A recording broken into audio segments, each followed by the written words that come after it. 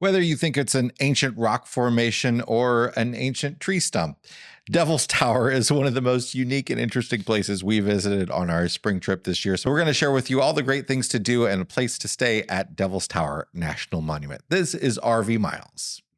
Chances are you've seen them on the road. That's because Blue Ox designs and manufactures the best towing products in the industry. Just look around. You'll find them on highways, in campgrounds, and anywhere you find people traveling in the great outdoors. From award-winning tow bars and base plates to a full line of weight-distributing hitches, adjustable ball mounts, and now they have fifth wheel hitches too. With Blue Ox, towing doesn't have to be a drag. Visit blueox.com for more information.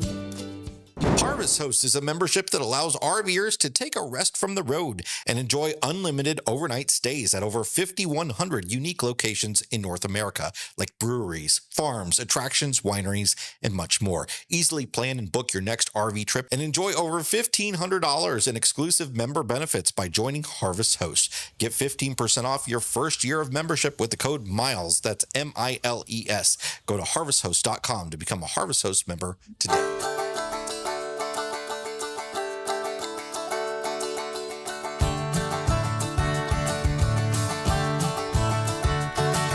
Welcome to episode number 368 of RV Miles. I'm Jason. And I'm Abby. And we are two RVers who, along with our three boys, have been enjoying the RV lifestyle since 2016, believe it or not. Here at RV Miles, we talk all things RV and outdoors, from industry news, travel destinations, national parks, and you can find all of that over at our home, rvmiles.com. This is take two of recording this podcast. We got halfway through it, and the memory card on the audio ran out, so we're gonna do this again. Look, I wasn't feeling so great about that episode anyway. So look, you're gonna get it. You're gonna get us fresh. The jokes are gonna be just as fresh as they were the first time. The memory card said it had 11 hours remaining, and somehow that dropped to 0. It would not be Friday. Well, okay, so look, it just said 48 hours remaining. Now it says 12 plus hours remaining. Nobody cares about this. They're here for Devil's Tower. I care. I know you really need to make it sure that you know it was not your fault. I totally understand that. No one is blaming you. I am excited to talk about all of this again. I cannot wait. What I expected with Devil's Tower. I mean, that's not what I thought. No, I thought that Devil's was going to go. I'm moving on. Moving on. Devil's Tower is, as so often happens with us, we get tricked by this all the time. Seems like one of those places where it's just a nice thing to see and you move on, and you could spend 5 minutes there. Look, there it is. What else do I do with this?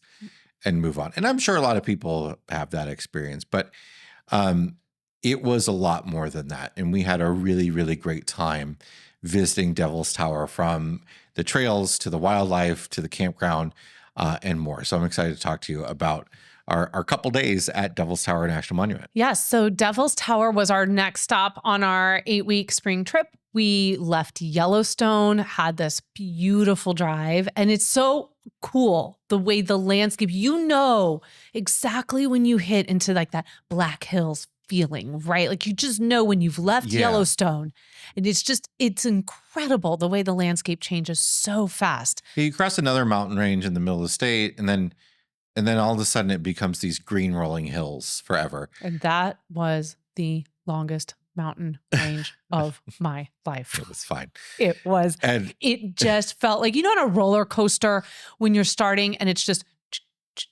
because it's not, you think when are we going to hit the top? And then you hit the top, because it's not an up and down. It's not that kind of mountain range. Yeah. So it's not you're rising to a top of a pass and then you're coming down. No. It's more up, fake top, psych, gonna do a little bit more, and then boom, down you go. So it's beautiful. But it's no secret that I was over mountain range passes. And then you get we got to this one. These gorgeous rolling hills, and that's the unique thing about Devil's Tower is you don't expect this giant rock formation to come out of this. There's not even hints of other things similar to it. No, it's by itself. It's singular. Yeah, you're just driving along and then bam, it's there. And then you realize like, whoa, I mean, it was this sort of electric excitement. And we're all like, whoa, there it is. Oh my gosh. And, then it kind of disappears again. You go around the bend and you're diving and you get it. And you just keep getting closer and closer to it. And yes, we've all seen the pictures and, you've seen it. It's famous for being in a movie. You know all those things about it.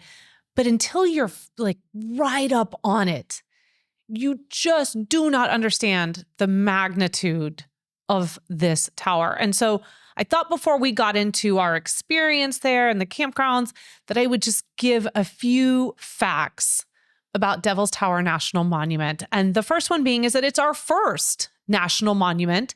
It became a national monument in 1906 under the Theodore Roosevelt administration. And so it will celebrate 120 years next year. It is 867 feet from the base to the summit. It's massive. So that's a medium to fairly tall size skyscraper. Yeah, and massive in its when I say that, like in its location there, because we're starting to really come into the Black Hills now. So it feels even bigger, right? Like when you're looking at it. With nothing else around it. It's kind of like how the Tetons rise up from a flat valley. It's just there. And kind of like how for a lot of people, something like Mount Rushmore disappoints in its size. Mm-hmm. They think it's going to be bigger than it is. I think it's the opposite with Devil's Tower. It seems bigger than you thought it was going to be, or at least it did for me. Yeah, I agree. And as part of that is because the diameter of the base is 1,000 feet. The summit of the tower is the length of a football field. So it is massive. It is much bigger, I think, than pictures lead, because oftentimes pictures, in order to encompass the entire tower itself, they are taken from quite a distance.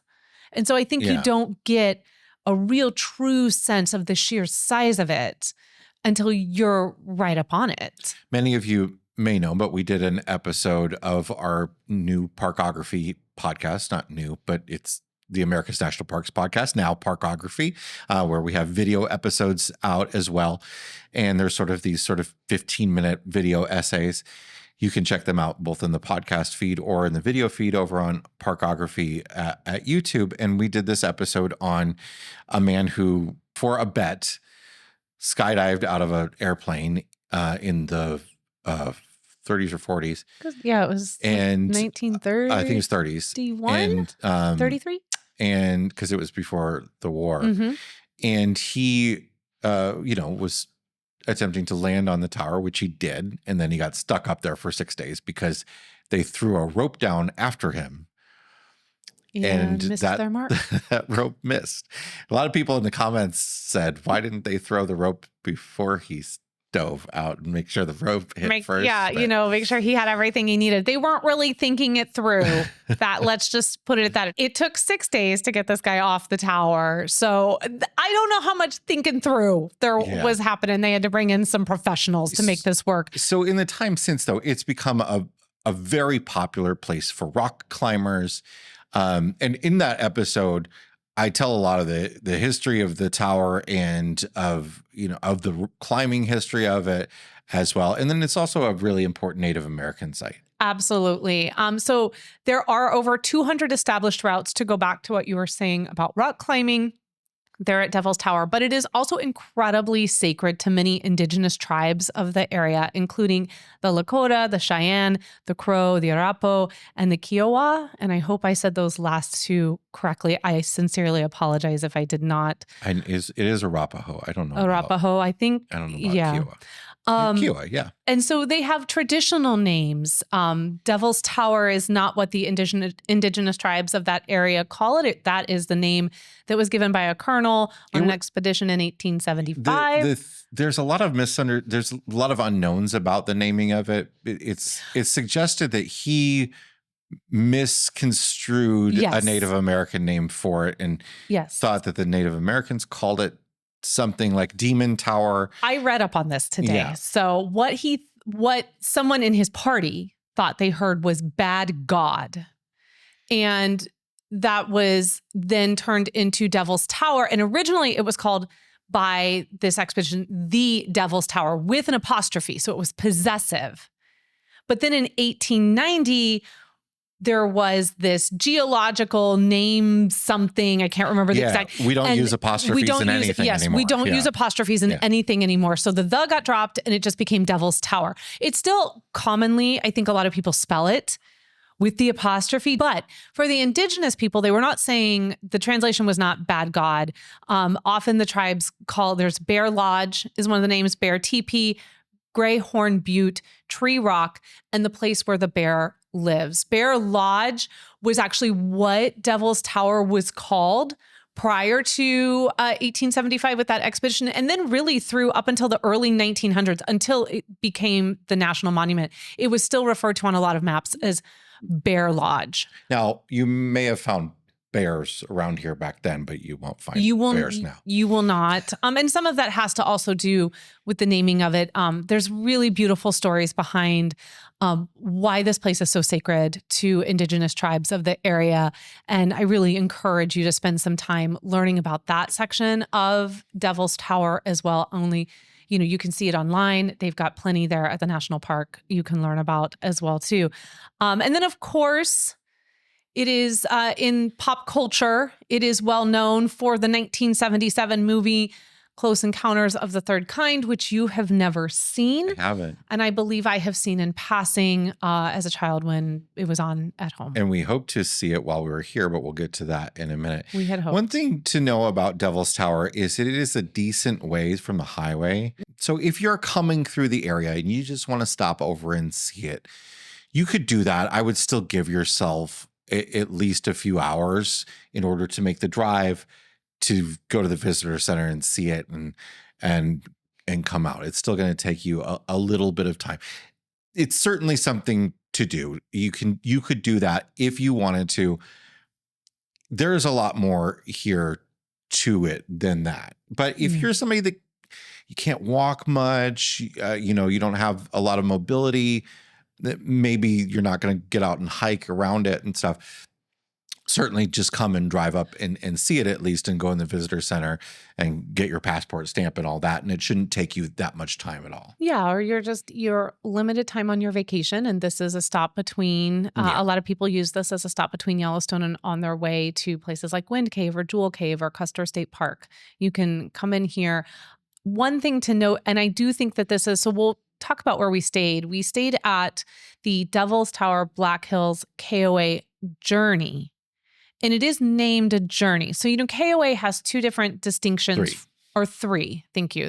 But one of them is the journey, which is kind of like their, it's a stop on your journey. It's often in places where it's easily accessible from the highway and people use it as like a 1 or 2 night stop. And then their holiday ones are going to be more of a destination. Their KOA does it based on the amenities available at the place. I'm not quite sure why this is a journey because from my understanding, a journey doesn't have to have cabins. It doesn't have to have a pool. No, but this does have those things. And if you remember when we stayed in Asheville, the KOA that we stayed at in Asheville was also called a journey and they had a pool. So I do think some of it also has to do with the proximity to like a highway or, a journey is supposed to be their sort of base level. Yeah. So if naming like that is important to you, this is a KOA journey. It's a weird place. It's a construction zone right now. Well, yeah, it's both a really great KOA and a not so great KOA at the same time.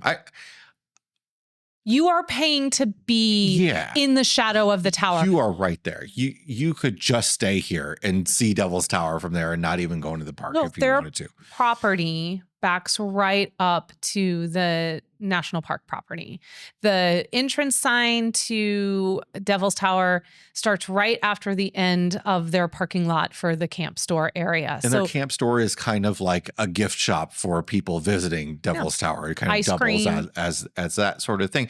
But it's laid out a little weird. It has a fantastic tent camping area. And apparently that's because of Sturgis. They get a lot of bikers come in that tent camp. It has great spots for the cabins. The RV sites are a little weird because they don't all sort of point at Devil's Tower. You'd think they would be kind of laid out in a way that you have a good view but they're not.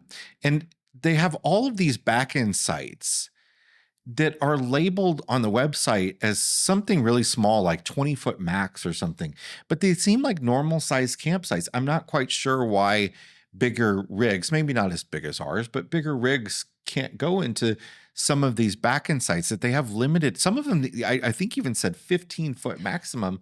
And I'm like, I don't understand the reasoning behind that, because some of those are really great sites. So bigger rigs are all going to get pulled down at the pull-through sites in sort of the bottom terrace of this campground, which was kind of the impetus for me making that video I did on pull-through sites, because I was kind of annoyed. I think, so bigger rigs, and I'm not quite sure that all big rigs are going to go down there. I think I remember seeing a few up on the upper There's level. a few. But I do think, because you've talked about this a few times with that campground and their length restriction, I will throw it out there that I think some of it might have to do with how you can back into those sites and how they are. Some of them are not angled. And so then you've got people across from you going in the opposite direction with their rig. And I do think that some of those sites, it has to be a back end issue. But regardless of that, but it's prime real estate that they should do something The property with. has so much room that they could do this, so they could lay it out a little bit differently. They're doing work on it. Like you mentioned, they're sort of reconstructing their camp store, which is really nice on the inside. The outside was still getting some work done.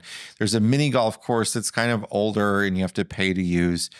The pool wasn't open yet. We were there pretty early season. They had only opened recently. It was, for us, it was the few days before Memorial Day weekend. So that's still considered early season for like a lot of Wyoming.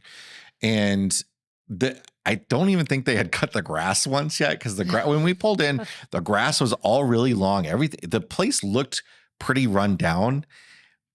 And then they mowed the grass on the day we left. And I was like, wow, this is an incredible difference. It's like getting a haircut. You're a whole new person. It's amazing. So there's a lot to like about this, because you are in the shadow of the tower. Yeah. That's the main draw. You're coming here to be that close to the park. This time of year, as Jason mentioned, we were there right before Memorial Day weekend. With the KOA discount, we paid about $85 a night for a full hookup pull-through site. The amenities were not quite open yet. They were not doing the nightly Close Encounters of the Third Kind movie, which was such a bummer. That's kind of a famous thing about this campground. So a lot of people know of this place and talk about this place because that's one thing you do. You go to Devil's Tower, you visit, then you stay the night at the KOA, and you watch Close Encounters of the Third Kind outside on a screen with the actual Devil's Tower in the background.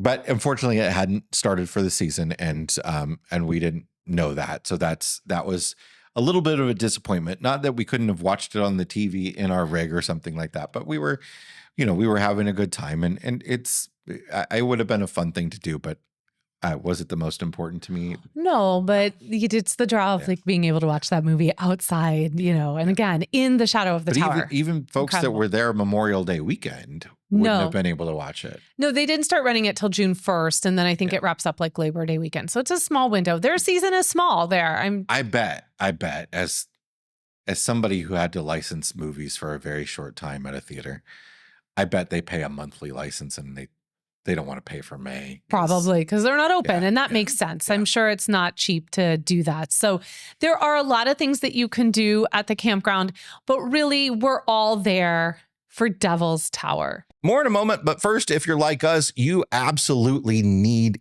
internet on your travels. And the sponsor of today's video is a great internet solution for travelers. It's a cellular device that works on multiple carriers from a company called TravelFi. TravelFi allows remote workers or anyone on the move really reliable internet access that allows you to move around freely. You don't have to have a permanent location at all to set it up. It's a small, compact device with no contracts and no commitments. You just pay for the months you use, and it just works really well, really quickly, really easily. And if it isn't working for you, they have a US-based call center to help you troubleshoot. TravelFi allows you to stream, work, and play on the go, whether you need internet in your RV, your cabin, even your hotel room. You can get internet in so many different places thanks to their multi-carrier network, and you can browse and work in confidence and comfort. When you go to their website and use the code RVMiles15, you can get 15% off your device order. Again, no contracts, no commitments. You just pay for the months you're using it for. If you're not traveling in the winter, you don't have to pay for it in those months. There's a link in the description below, or you can go to travelfi.com. That's TRAVLFI.com. There's no E. TRAVLFI.com, or go to the link in the description and use code RVMiles15 for 15% off. More in a moment, but first, this episode is sponsored by our friends over at eTrailer.com. If you've ever been looking for a place where you can buy spare parts and replacement parts for anything that breaks on your RV, eTrailer is it. And I mean it. They are great people. They try to get their hands on every product they use. They have tons and tons of tutorial videos on their websites about so many different products. You need a new RV air conditioner, you need a new water pump, you need new 12-volt light fixtures, whatever it is, eTrailer's got it. And they have lots of accessories for trucks and cars as well. When we bought our new truck, I bought all the accessories over at eTrailer.com. They've got hitches, window shades, tow chains, anything you want, they've got it. And many different buying guides, including if you put in your specific vehicle, they're going to tell you all the accessories that they have that actually fit that vehicle.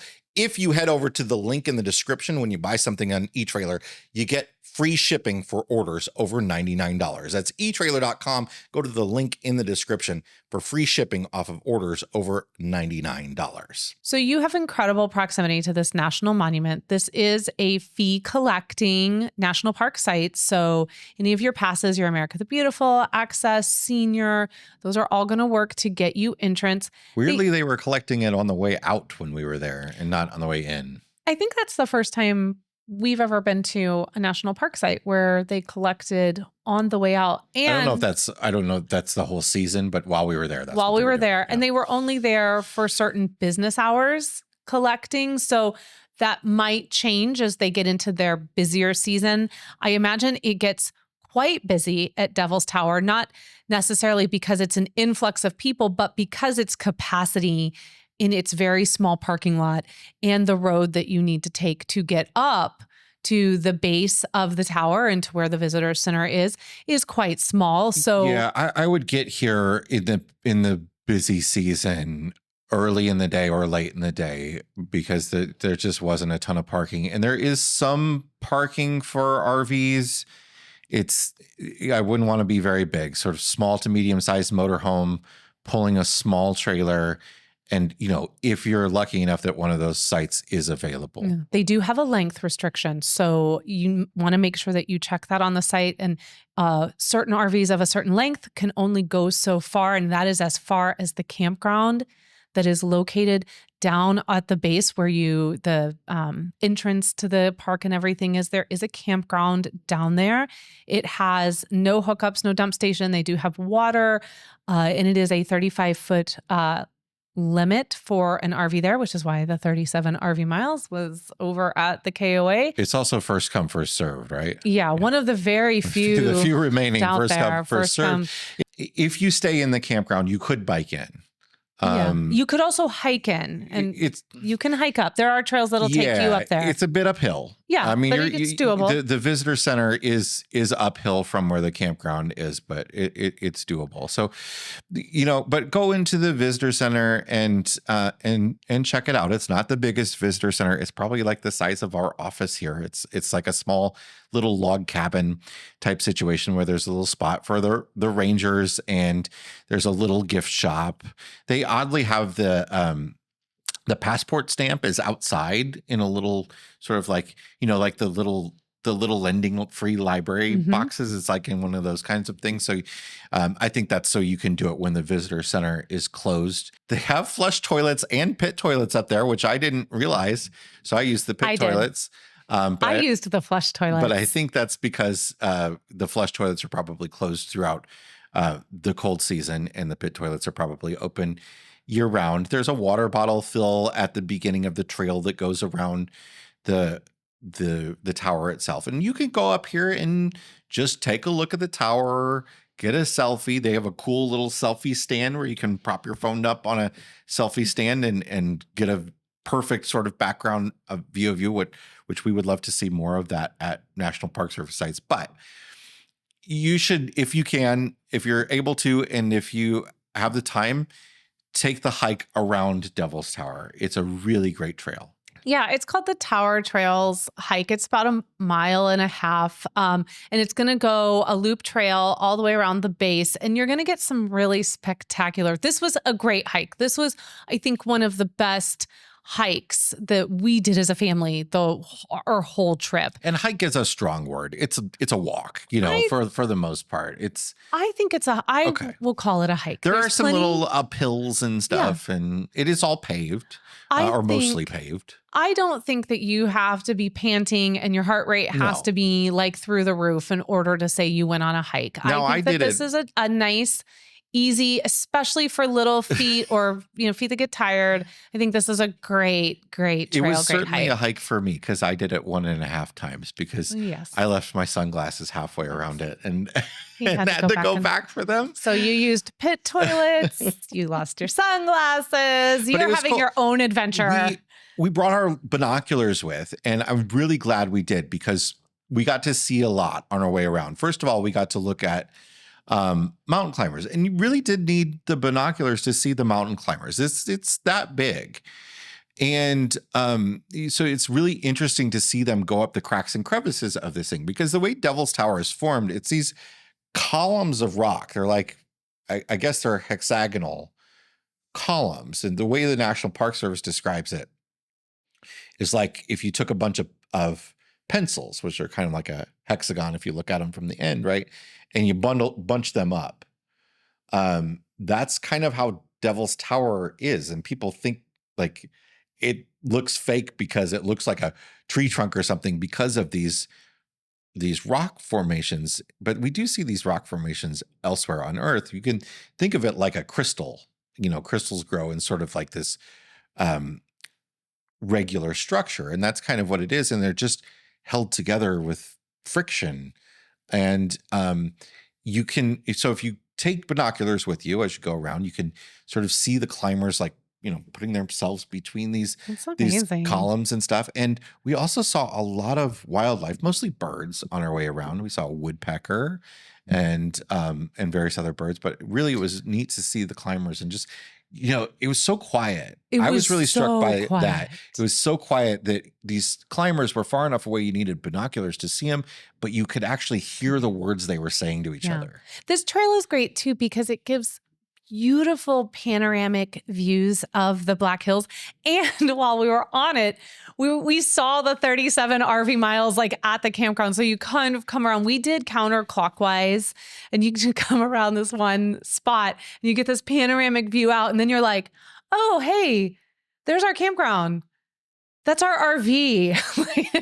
And it's like, okay, well, the RV looks good. Everything looks good. And this is one of the nice things about being so close to Devil's Tower and at that campground is that, Jason and I, the next day, so we did this tower trail as a family and there were lots of hikers of all ages doing this one. This is probably the most popular one. And then there are several trails that kind of go off out into the land. There's really nothing else trail-wise that's going to take you kind of around the tower like this. Everything else is going to kind of go off into the National Monument land. And so we did the next day, Jason and I really wanted to do another hike.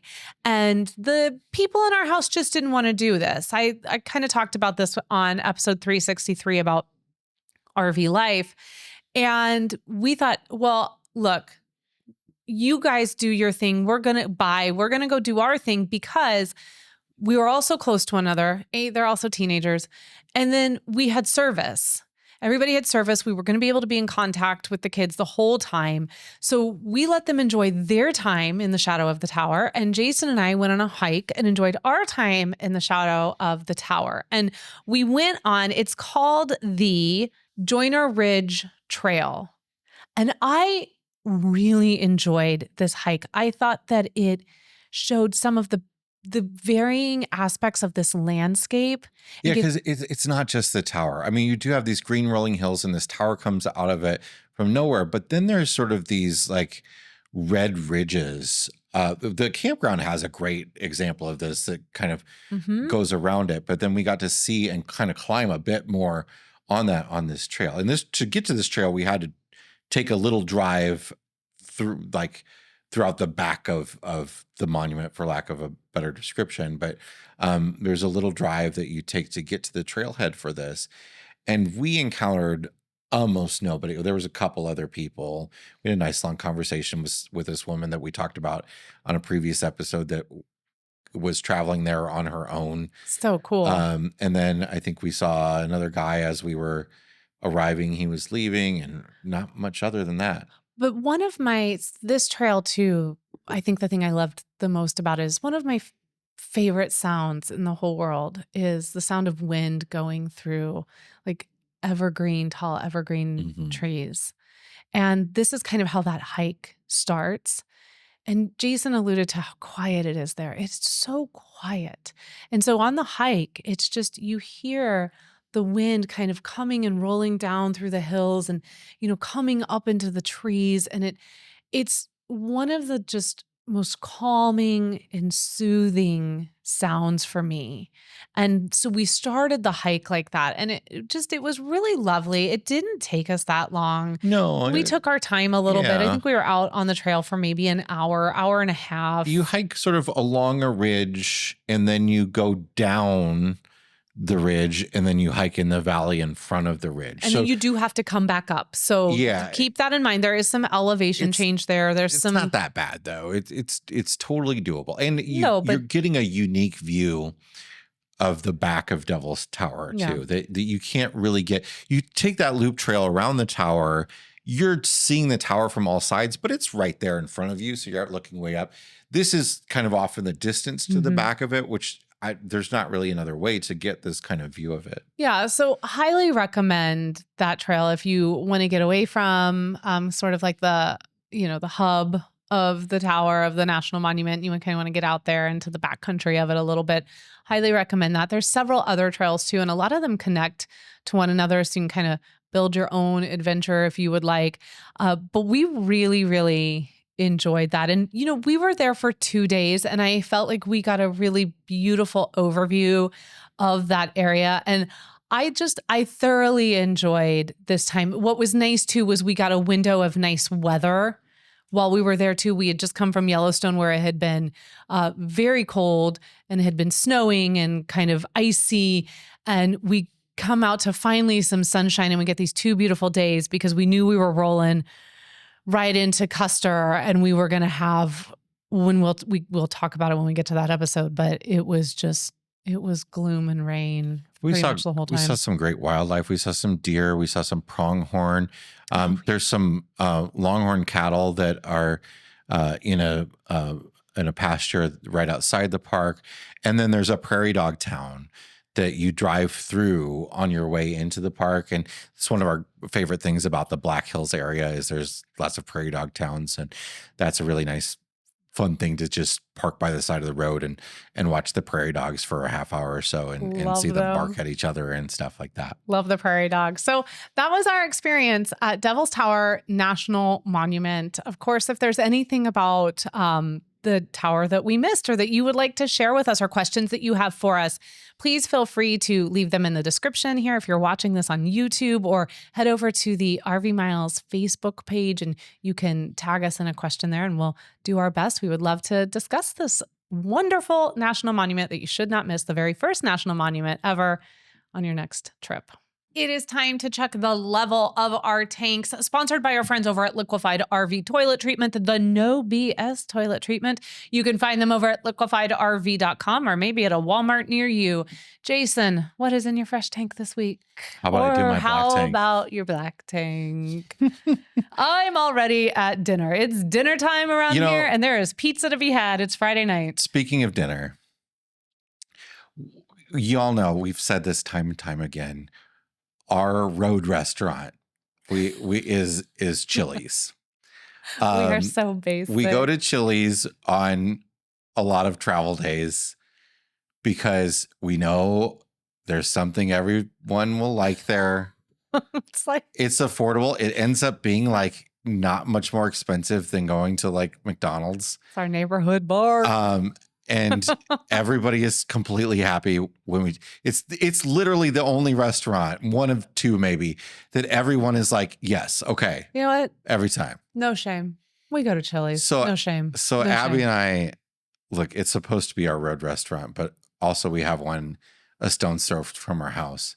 Yeah. So yesterday, Abby and I we were like, we need to get lunch. Let's get lunch somewhere. We're They out get and my about. business because they got shopping. Coke Zero.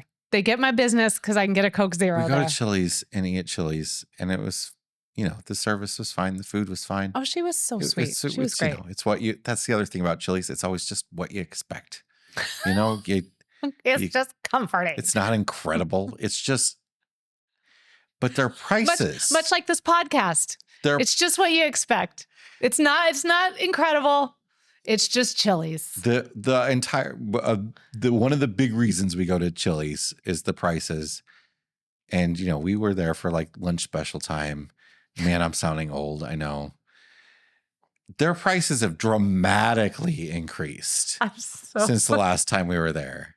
Jason, dramatically y'all, increased. Jason could not get over this. I left a comment. I had to walk away. ever do that. I left a comment and Abby walked out embarrassed because they've got the little digital thing that you pay on. And look, okay, I'm not so old that I can't pay on that. I paid on it. There's like, was anything wrong with your experience? And I said, yes. And I typed it. And it took me forever to type in because the keyboard doesn't quite line up with your finger. And I typed in, the price increases are disappointing. I had to leave. I could not be present when these shenanigans were being enacted. And when we got back in the truck, I looked at him and I was like, boy, you are operating at a high level today. I was like, because that was already like the second or third, like, grumpy old man complaint you'd had for that day. And I was just like, you need a nap.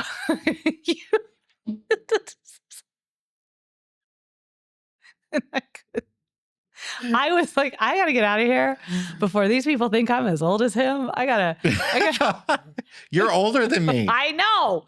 And I had to get out of there. I was like, I gotta be able to come back to this Chili's.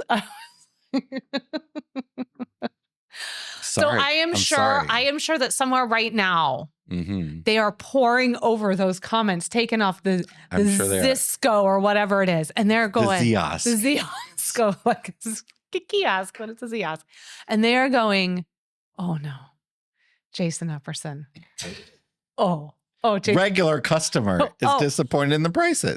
Regular across the country customer. The Eppersons are angry. Jason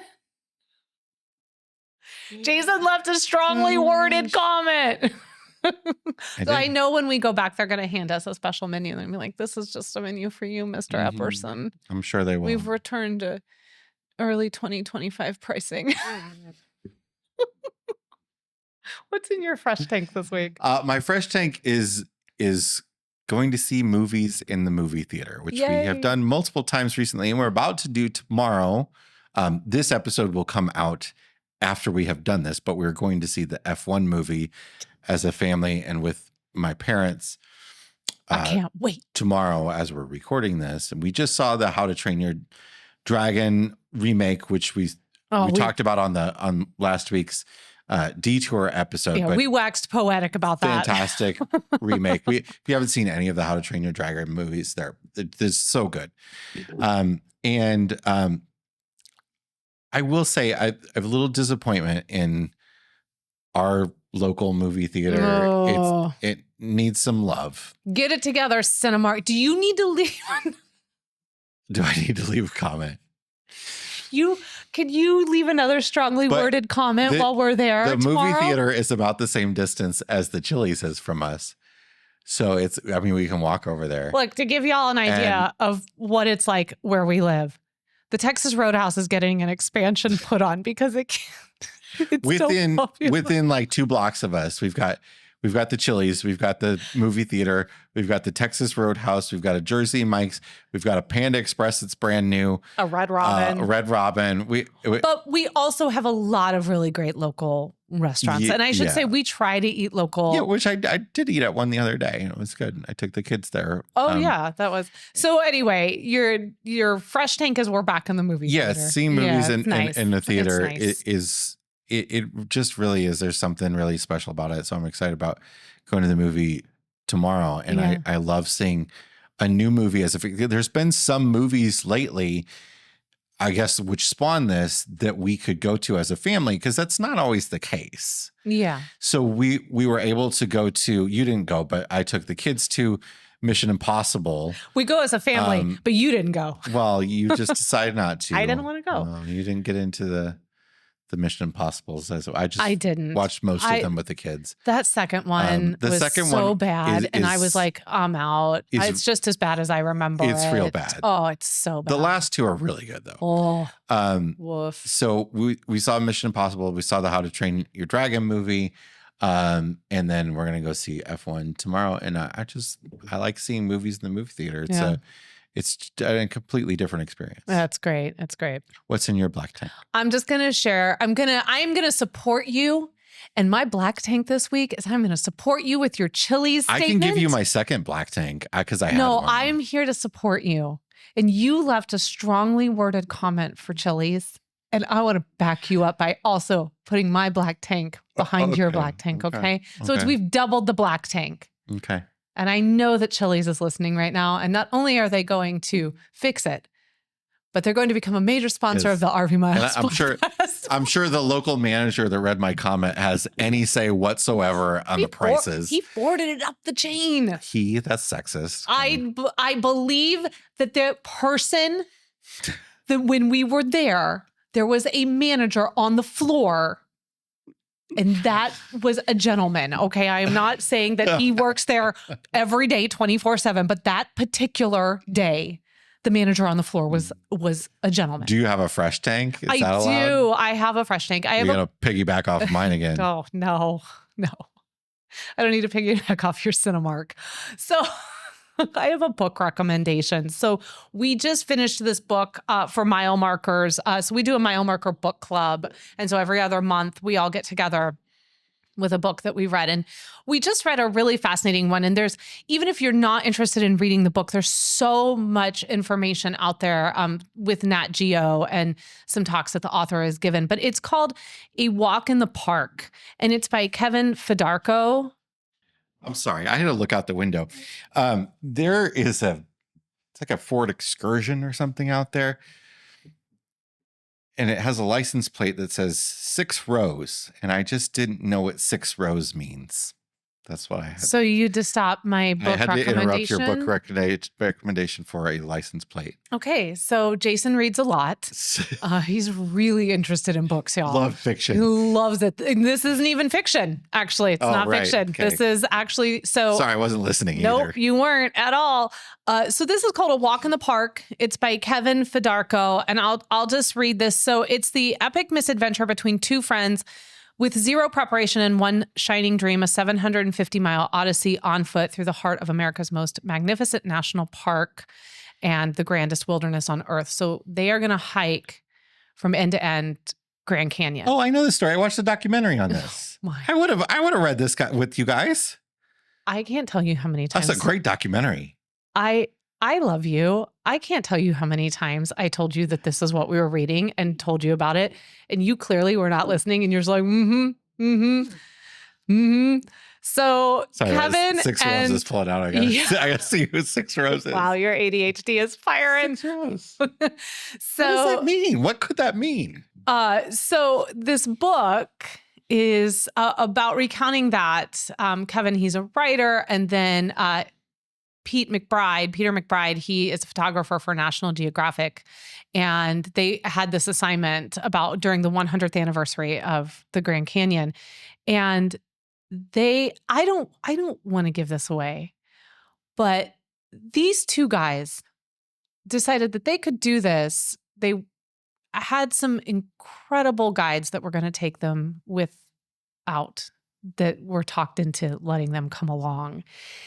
And the expert team really calls this the toughest hike in the world. And these two Nat Geo guys were like, we really don't need to prepare for this. It's fine. Like, we'll look at the first half, the 10, 11 days that we're out with them as our training. You'd think that like hiking the Grand Canyon, like it's you just following a riverbed, but I know it's not. It's not. It's like you're climbing the rock wall the whole time. First, I mean, I don't want to give too much away, but the amount of crap these guys brought with them in their packs and then expected.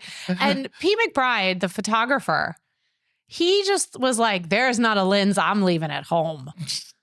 Okay. And I mean, they're with these expert hikers who are counting everything to the ounce. Oh, this is 4 ounces. I don't need that. Boom, gone. That's 4 ounces gone. Like it's so fascinating. And then it is their kind of year-long experience through all of this. And as Jason mentioned, there's a great documentary out. The photos are phenomenal, but I highly recommend. A lot of people read it in book club. I did it as an audiobook, and someone shared this sentiment as well, that there is something about listening to the author read it, that you can hear his kind of excitement and his colors and his experience build within the book as he gets to certain parts of the book. And the book also has some really beautiful moments of talking about the canyon itself, talking about what the canyon means to the indigenous people of that area, talking about the tough history of that land.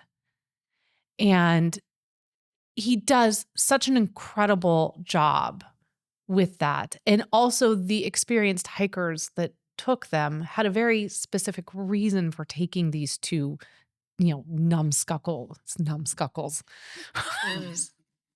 I was going to say something else, but I was like, family show. These. You're going to tell me afterwards what the other word was, because I have no idea. These two It clowns. sounded like you just got the U and the K backwards. I was just in saying. Numbskull. That's what I was trying to say. Numbskulls. But just took these two clowns. Anyway, boy. Numbsuckles. This has really been so long to get through my fresh tank. I apologize. I hope you're still listening. I recommend it. I recommend it as an audiobook and hearing the author. It makes for a great travel day listen as well. But just there are some places where it's not for the squeamish. They definitely put their bodies and do some stupid stuff in the book. So that's it. That's my fresh tank. You got anything else you'd like to interrupt? We're going to go watch the F1 movie and we're going to sit in the 6th row. Any other license plates that would like to interrupt?